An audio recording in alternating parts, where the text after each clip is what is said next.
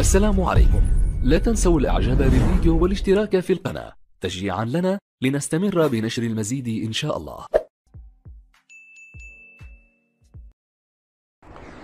السلام عليكم ورحمة الله وبركاته. اللهم صل وسلم وبارك على سيدنا محمد وعلى آله وأصحابه أجمعين.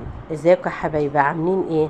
احنا النهاردة هنتكلم عن الأوقات اللي بيتصدق فيها الرؤى.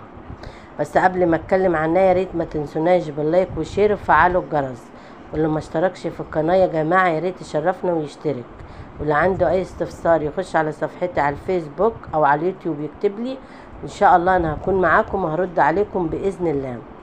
الأوقات اللي بيتصدق فيها الرؤى يا جماعة من مكانة بالأسحار إلى انعقاد الأنوار، يعني من وقت الساعة 2 3 4 لغاية الفجر ولحد ما النهار يطلع بتبقى الرؤى قربت إن هي تتحقق.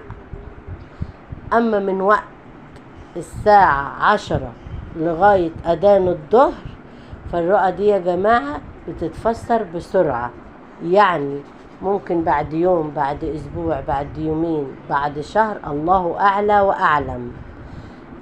انتوا كتبتولي كتير في التعليقات وانا حبيت اوضح لكم الموضوع.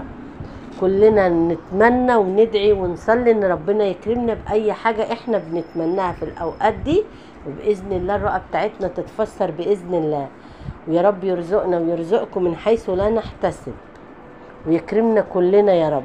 واللي عنده اي حاجة يا جماعة يحط اللايك ويكتب لي وانا هنزل لكم الفيديوهات اللي انتوا عايزينها.